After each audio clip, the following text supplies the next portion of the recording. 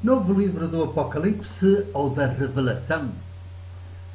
Capítulo 125. Título: O Evangelho de Deus, o de Jesus, é totalmente outro que não o do Cristo de Paulo. 1. A hipocrisia eclesiástica hoje não pode ser maior. Faz lembrar a dos escribas e fariseus hipócritas do tempo e país de Jesus. Destes de Jesus que eles erguem mausoléus de luxo aos profetas que os seus pais mataram, sem se darem conta de que com isso estão a revelar que são filhos desses assassinos dos profetas e tão assassinos quanto os seus pais, pois ao mesmo tempo que erguem mausoléus aos profetas que os seus pais mataram, continuam eles próprios a matar, a ostracizar os profetas seus contemporâneos com os quais vivem paredes meias. 2. Mataram João Batista, por exemplo, que trocou o templo de Jerusalém pelo deserto e pelas margens do Jordão, e acabaram por matar também o próprio Jesus, que revelou ao mundo que o Deus que eles adoravam, cultuavam dia e noite no templo de Jerusalém, não passava de um ídolo em tudo idêntico ao do grande poder e ao do grande dinheiro. Fizeram-no, obviamente, ou eles não fossem hipócritas, com recurso ao que hoje se chama braço secular na altura, no caso do assassinato de João ao rei Herodes, a quem o próprio Jesus chamou raposa, e no caso do assassinato de Jesus na cruz, ao representante máximo do Império de Roma no país. E porque comecei por escrever tudo isto nesta minha crónica teológica, teológica de hoje. Ora vejam, mas com olhos de ver. 3. Só porque este ano se completam 2000 anos sobre o nascimento de Saulo Paulo de Tarso, toda a Igreja Eclesiástica, do Papa aos bispos residenciais e aos respectivos párocos, por eles nomeados e reconhecidos, enquanto disserem amém com eles, as leigas e os leigos para eles não são igreja propriamente dita, apenas objeto dos seus cuidados pastorais e seus súbditos pagantes sem voz nem vez, nem qualquer direito a votar, pelo que tudo o que possam pensar e dizer nesta matéria ou noutras matérias ainda mais substantivas que esta não tem nenhum peso, nem um mínimo de influência no interior da instituição, andam todos e cada qual no seu território de poder monárquico absoluto ou delegado a encher a boca com o nome de São Paulo e a colocar-se sob a sua proteção, como se de repente o antigo perseguidor das primitivas comunidades jesuânicas se tivesse tornado modelo acabado de fé, a de Jesus, e como se os seus escritos ou cartas passassem a ser ainda mais importantes do que o próprio Evangelho vivo de Deus entre nós e connosco, que é Jesus o de Nazaré, e apenas ele, nomeadamente as suas subversivas e conspirativas práticas políticas maiúticas. 4.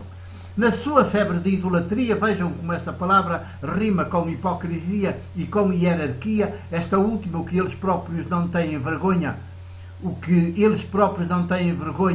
pelo contrário, têm até orgulho de dizer que são, os bispos todos, a começar pelo de Roma, que também é Papa e chefe de Estado do Vaticano e mora num palácio que se faz inveja a muitos multimilionários e ainda por cima é idolatrado por multidões despejadas de inteligência sapiente, devido à religião que professam, e lá onde for cultivado é como o adubo que ajuda a medrar a inteligência de mente, fazem de São Paulo o novo ídolo dos católicos, elas e eles, o mítico São Paulo, que já não tem nada do Saulo e depois Paulo, o perseguidor que acabou perseguido e assassinado. 5.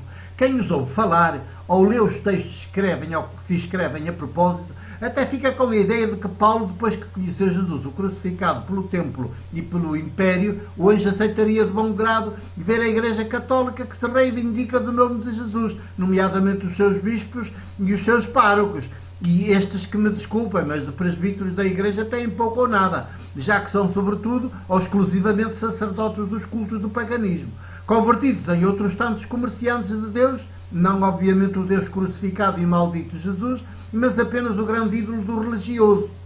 Todos bem instalados nos seus palácios episcopais e residências paroquiais, como senhores funcionários do sagrado, por vontade do ídolo, por isso, sem alma, sem brilhozinho nos olhos, sem sopro, sem espírito de Jesus, sem audácia, para mandar à fava todos os estúpidos luxos e os estúpidos cultos do religioso, em que continuam prisioneiros como os mais ingênuos dos seres humanos e também os mais infantis. 6. Desenganem-se.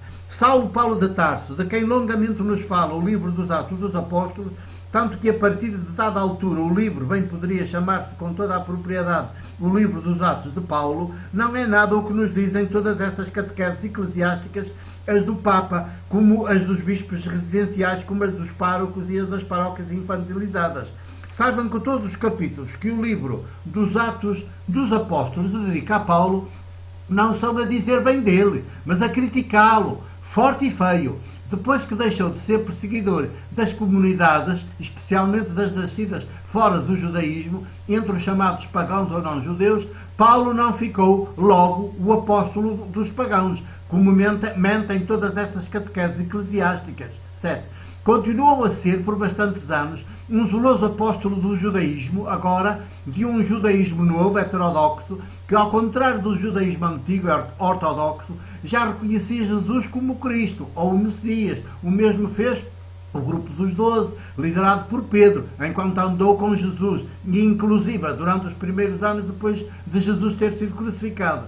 Mas ainda e sempre o Messias ou Cristo na linha dinástica do rei de David. Por isso, aquele que haveria de levar Israel à vitória sobre todos os seus inimigos, precisamente todos os que não aceitavam a lei de Moisés, as tradições que vinham dos patriarcas e não reconheciam a superioridade étnica e moral dos judeus e do judaísmo como povo eleito, escolhido, preferido de Deus. 8. Não é por acaso que Paulo insiste tanto na ressurreição de Cristo, como a vitória definitiva sobre a morte. Notem que ele fala mais de Cristo do que de Jesus. E não é por acaso esta sua fala, nem por distração, é por fidelidade a uma determinada teologia ou concepção de Deus, que não é exatamente a mesma de Jesus ou de Nazaré. Antes está a milhas da de Jesus ou de Nazaré, que nem Cristo quis que o chamassem apenas o Filho do Homem. O pão que se dá a comer, o vinho que se dá a beber, a todos os povos por igual, sem qualquer prioridade de nenhum sobre os demais. Este novo Paulo do novo judaísmo cristão vai ao ponto de escrever aos Coríntios, a este propósito, que o último, ou o novíssimo inimigo a ser vencido por Cristo, não Jesus, o de Nazaré, é a morte, tal e qual. E assim tem sido ensinado desde então e continua aí a ensinar-se. 9. Ora, com esta sua proclamação nada ingênua, e a única que era compatível com o triunfo do seu judaísmo cristão, Paulo afirmava um Cristo triunfador, morto pelo templo e pelo império, sim, mas vencedor da morte por força de Deus. Uma fé completamente apolítica, completamente fora da memória subversiva, perigosa e conspirativa de Jesus, completamente fora das práticas políticas e económicas maiúticas de Jesus, essas mesmas que lhe valeram a morte crucificada e com ela também a maldição do Deus, o da lei de Moisés, o do templo de Jerusalém, o do religioso sacerdotal. 10. Ficaram assim criadas as bases para o cristianismo, o de Cristo, de Paulo e de Pedro, à custa do desaparecimento de Jesus de Nazaré. Nasceu e desenvolveu-se o cristianismo, que continua ainda, 2000 anos depois, sem ganhar corpo, o jesuanismo, que prossiga em todas as nações, como mandou o próprio ressuscitado Jesus, as mesmas práticas políticas e económicas maiúticas do histórico de Jesus, sem nada do religioso, sempre idolátrico e alienante, sem nada do moralismo da lei, sempre hipócrita e farisaico, sem nada do poder eclesiástico, sempre descriador e descriador ativo da sororidade, fraternidade universal entre todos os povos, e também sem nada de étnico de um povo sobre os demais povos. 11. O Evangelho, ou boa notícia de Deus e de Jesus, é totalmente outro que não este do Cristo de Paulo, e que Paulo, depois de todos os zigue-zagues e de todas as recusas a obedecer ao Espírito Santo, acabou finalmente por acolher e viver, o que lhe valeu quase de imediato a morte por decisão do Império de Roma, ao mesmo tempo que o total ostracismo do judaísmo ortodoxo e do judaísmo cristão, não jesuânico, representado por Tiago, irmão de Jesus, que inopinadamente aparece à frente da Igreja de Jerusalém, esse mesmo judaísmo cristão que Paulo, durante anos e anos, antes da sua definitiva adesão a Jesus histórico e ao seu projeto do reinado de Deus na história, ajudou a espalhar por todas as principais cidades do Império Romano no decurso das assim chamadas viagens apostólicas. 12.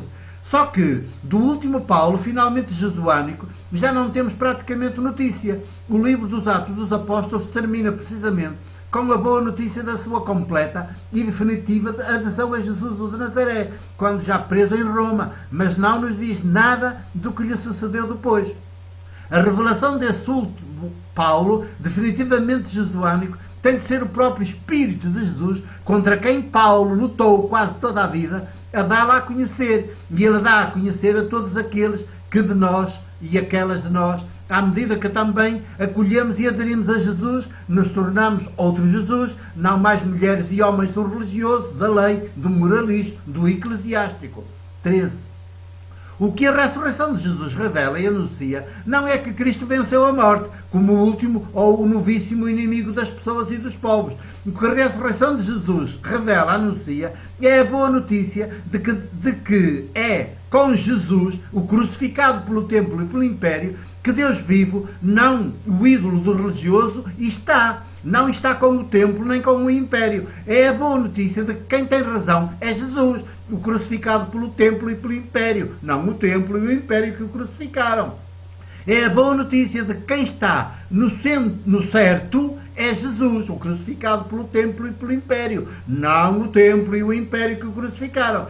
É a boa notícia de que quem é o caminho, a verdade e a vida para toda a humanidade é Jesus, o crucificado pelo templo e pelo império, não o templo e o império que o crucificaram. É a boa notícia de que o maldito para o templo e o império é afinal o bendito por todo o sempre para o Deus vivo, seu e nosso Abá. 14. Então, o último ou novíssimo inimigo a ser vencido não é a morte, que, como está bem à vista de toda a gente, continua aí, não como o castigo maior do pecado, isso diziam interesseiramente os mitos religiosos antigos e repetem hoje, ainda mais interesseiramente as catequeses de todas as igrejas, mas como o nosso novíssimo momento dentro da história, do ciclo da vida, entendido não como o fim da vida, mas como o seu Big Bang, ou a sua grande explosão. Numa palavra, o nosso grande parto para chegarmos finalmente a ser o que potencialmente já somos, como em semente. 15. O último ou novíssimo inimigo a ser vencido, a ter de ser vencido por nós, seres humanos, por todos os povos, como um só povo, ouçam bem e vejam bem, é o templo e o império, é o ídolo religioso, o ídolo poder, o ídolo dinheiro, numa palavra, é a idolatria. 3 deuses ídolos que hoje, com a grande guerra financeira mundial, com a grande guerra mundial financeira em curso está aí a revelar à sociedade, são um só. O ídolo dinheiro, o grande capital. 16. A fé de Jesus, feita de práticas políticas e económicas maiúsculas, é contra este Deus ídolo mentiroso e assassino, que sempre se levanta e nos levanta, porque é Ele que nos mata a identidade ou a alma, nos excria sem descanso, nos rouba, nos subjuga, nos oprime, nos aliena, nos deprime. Numa palavra, faz ser Caim uns para os outros. De fé jesuânica assim, visceralmente política, não religiosa, é Jesus, e só Jesus, a sua fonte, junto, obviamente, com o seu Espírito. 17.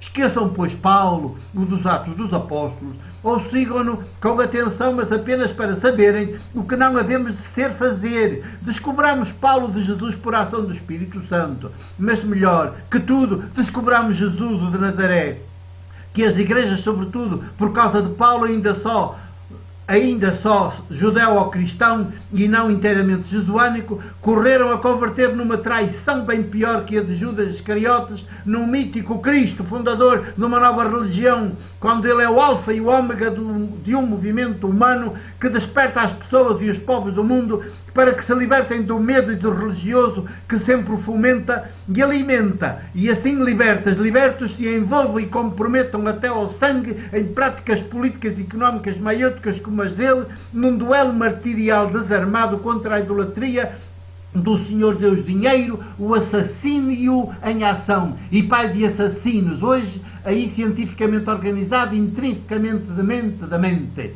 18. É neste duelo martirial e desarmado que estou metido até aos ossos. Por isso sou pobre, isto é, não rico por opção, e companheiro de Jesus, o do século XXI.